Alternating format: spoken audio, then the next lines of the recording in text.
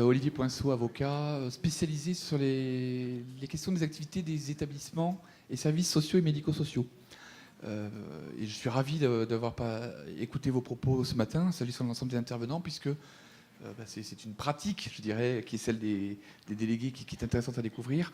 Et en même temps, il y a, je trouve, dans les éléments qui ont été exposés ce matin, une grande absence, qui est celle de la mission sociale ou médico-sociale des MJPM, puisque, qu'on le veuille ou non, depuis quelques années, les MJPM sont, au titre du 14e du grand 1 de l'article 312.1 du Code de l'action sociale et des familles, des services sociaux et médico-sociaux, avec du coup des missions qui sont très particulières, puisqu'à la fois, vous l'avez indiqué amplement, elles résultent de l'exercice d'un mandat judiciaire, donc d'une certaine manière, on peut, je pense, considérer que vous êtes des auxiliaires de justice à part entière. Et dans le même temps, par le fait de votre appartenance à la famille médico-sociale, vous êtes aussi engagé à la réalisation de missions qui vous sont données par la loi. Missions qui sont définies notamment à l'article L114, L114.1, L116 et surtout L311-1 du Code de l'action sociale et des familles. Et ce qui est extrêmement intéressant pour rappeler tout ça, c'est pas simplement pour faire étalage de quelques références textuelles que vous connaissez et qui sont dans l'absolu sans intérêt. Ce qui est intéressant, c'est que dans votre pratique, de ce que j'en entends, et puis de ce qui est analysé ce matin en termes de responsabilité, vous êtes en permanence, et monsieur le vice-président, vous l'avez aussi éclairé à votre manière, aux confins du fait et du droit. Vous êtes des auxiliaires de justice, donc en charge essentiellement de mettre en œuvre des prérogatives de nature juridique qu'on rattacherait finalement, on va dire, à la conclusion, à l'exécution d'actes juridiques, au sens du langage des juristes. Mais vous êtes dans le fait juridique en permanence. L'action sociale et médico-sociale, de ce point de vue-là, elle vous donne une mission, et cette mission, elle peut paraître utopique, mais elle est réelle. Cette mission, c'est d'œuvrer à l'épanouissement grandissant de la personne dans toutes les dimensions de sa vie, grâce à votre intervention et à d'autres interventions, d'autres accompagnements. Donc ce que j'ai entendu ce matin me laisse penser qu'il y aurait sans doute un sujet à développer sur l'articulation des rôles entre les MJPM et les autres acteurs de l'accompagnement social et médico-social, et plus largement les autres interlocuteurs du protégé. Ce que j'entends aussi, c'est qu'il y a une vraie question, je pense qu'il faudrait creuser sur cette articulation entre le fait et le droit.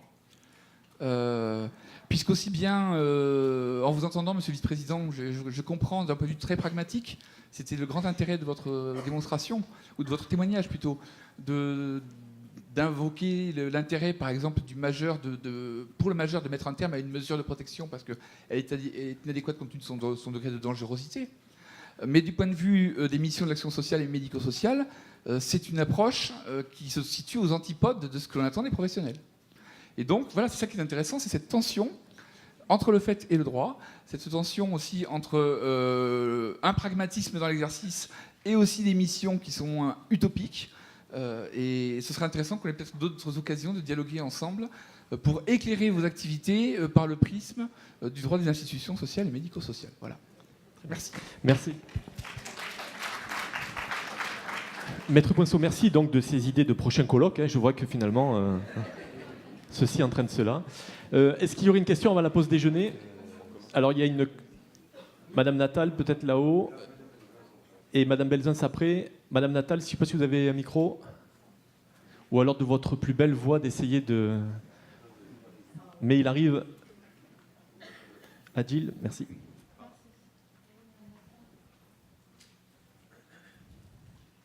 Quel suspense. On brûle de connaître la question.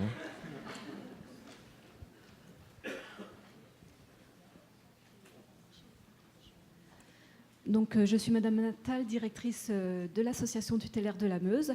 Mon interrogation porte sur l'autorisation que nous demandons au juge, parce que si j'ai compris ce matin, Madame Maria nous disait qu'avec cette autorisation, notre responsabilité ne peut pas être engagée. Je voulais être vraiment bien certaine de ça et profiter de la présence aux deux. Merci. Merci, Madame Maria. Oui, je m'excuse, je ne pensais pas avoir laissé passer ce message-là. ça permet de montrer, parce que pour moi la faute est évidente lorsqu'il y a une inertie du MJPM totale. Le fait, et je pense que monsieur le vice-président, quand il vous dit qu'il faut communiquer, c'est aussi cela, le fait de montrer qu'on a demandé au juge d'intervenir, c'est en soi montrer qu'on a agi. Alors ça ne veut pas dire pour autant qu'il n'y aura pas du tout de responsabilité, ça va dépendre du contexte, hein, c'est tout du cas par cas. On l'a bien vu dans un des arrêts que je vous ai cités, ça permet en tout cas de minimiser l'indemnisation dans l'arrêt que je vous avais cité. Voilà.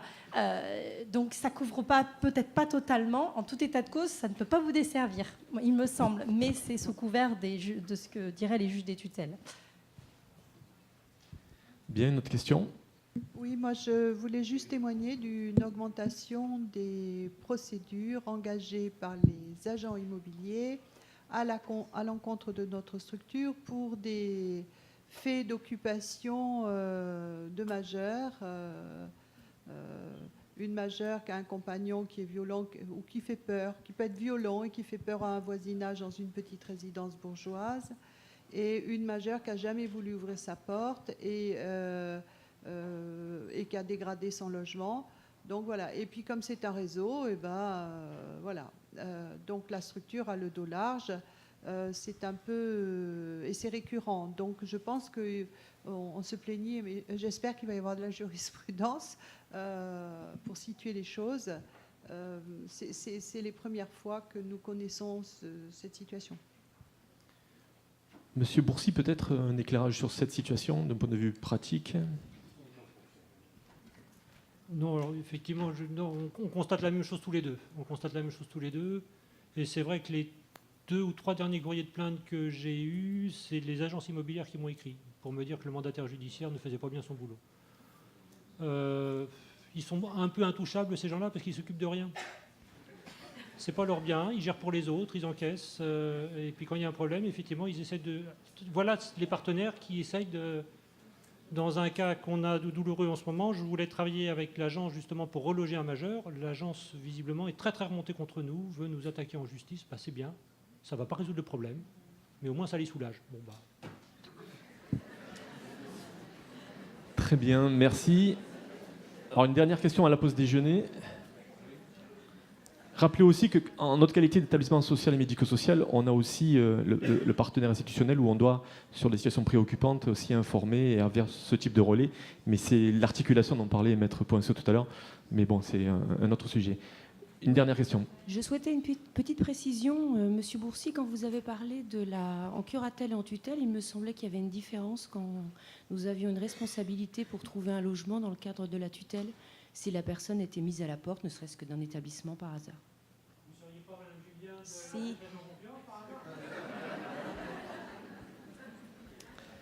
de si. Si, bien évidemment, il y a une différence entre tutelle et curatelle. Non, alors là, vous êtes en train de vous moquer de moi, là.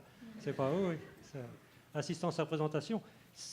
Vous êtes toujours sur un fil extrêmement dansant, parce que quelle est la différence entre une curatelle renforcée et une tutelle pour certains majeurs? Et à partir de là, vous avez votre réponse, oui, Mme Julien. Bien. Une ultime question, Monsieur Nicou. Oui, merci. Jean-Pierre Nicou, président de l'association ATIAM Alpes-Maritimes. Il semblerait que le MJPM soit exonéré de responsabilité pour que celle-ci soit reportée sur l'association. Donc l'association, c'est avec un grand A, mais à quel niveau? Au niveau de la direction, au niveau du conseil d'administration, au niveau du président de l'association?